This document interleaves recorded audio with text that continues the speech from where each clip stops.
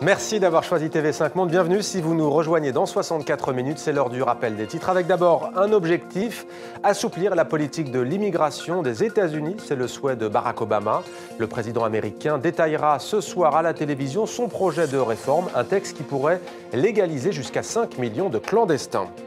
Clap de fin pour Mike Nichols, le réalisateur du film Le Lauréat est mort. On lui doit également Qui a peur de Virginia Woolf ou encore La guerre selon Charlie, le cinéaste américain, avait 83 ans. Et puis du tennis avec un duel franco-suisse très attendu. Le coup d'envoi de la finale de la Coupe Davis, c'est demain, vendredi, à Villeneuve-d'Ascq. On connaît les deux premières affiches, deux simples. Stanislas Wawrinka face à Joe-Wilfried Tsonga. Roger Federer sera lui face à Gaël Monfils. Et puis une information qui nous est parvenue il y a quelques minutes. Blaise Compaoré, le président déchu du Burkina Faso, a quitté la Côte d'Ivoire ces dernières heures, direction le Maroc. C'est ce qu'on apprend auprès de la présidence ivoirienne. Il était arrivé à Yamoussoukro, en Côte d'Ivoire, depuis sa démission le 31 octobre dernier. Nous sommes ensemble depuis un peu plus d'une heure. Voici l'essentiel de 64 minutes, préparé ce soir par Rémi Vincent et Olivier Moisan. Alep, l'ancienne capitale économique syrienne, est aujourd'hui coupée en deux. Et pour passer d'un côté à l'autre, il faut désormais parcourir plus de 400 km. En Côte d'Ivoire, les négociations avancent entre le gouvernement et des responsables de l'armée. C'est en tout cas ce qu'affirment les deux parties. Les militaires qui réclament des promotions et de meilleurs soldes. Ce choix est une marque de confiance à l'endroit des forces de défense et de sécurité et à l'endroit de ma modeste personne. Modeste, au point d'avoir veillé à ne pas définir précisément les attributions du président et du Premier ministre dans la nouvelle charte de transition adoptée dimanche dernier. Alors qui détient réellement aujourd'hui les rênes du pouvoir au Burkina Faso? Un accouchement avec complications pour elle et pour son bébé placé en soins intensifs. Coût total de cette hospitalisation imprévue, 950 000 $.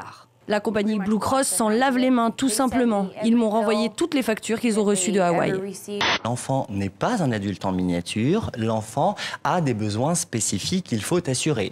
Exposer des vêtements de grossesse pour adolescentes, c'est choquant et c'est le but. Au moment où tout le monde s'inquiète de la rentrée des classes, des uniformes pour ses enfants, nous voulons que les parents voient ces adolescentes et pensent que l'une d'entre elles pourrait être leur fille. Un revers sérieux pour le géant Google. Le navigateur Internet Firefox met fin à une relation de plus de 10 ans avec le géant. C'est son concurrent désormais Yahoo qui sera le moteur de recherche par défaut sur le logiciel américain. Le jour s'est levé et il est là. Les médias aussi, au cas où. Demain, la Suisse, le nord de la France et tout le reste de la planète n'auront Dieu que pour lui, à condition bien sûr que le dos de la nation helvète garde la forme.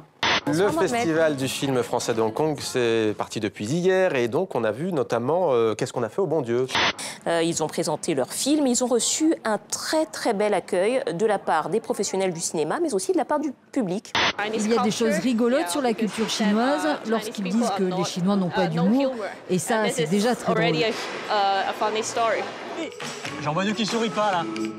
Bougeons plus. Je préférerais toujours, en ces temps troublés, où l'ambiance tendue est attendue, je préfère toujours la main tendue au bras tendu, bien entendu. Accroche-toi, bébé, accroche-toi. Accroche-moi, des baisers, accroche-moi. Avant de nous quitter, une pensée pour tous les otages dans le monde, parmi eux les jeunes filles et les jeunes garçons enlevés par Boko Haram au Nigeria, ainsi que le dernier ressortissant français encore détenu en Afrique, Serge Lazarevitch. C'était 64 minutes. Demain, vous retrouverez Xavier Lambrez. Je vous retrouve quant à moi dès lundi sur TV5 Monde avec grand plaisir.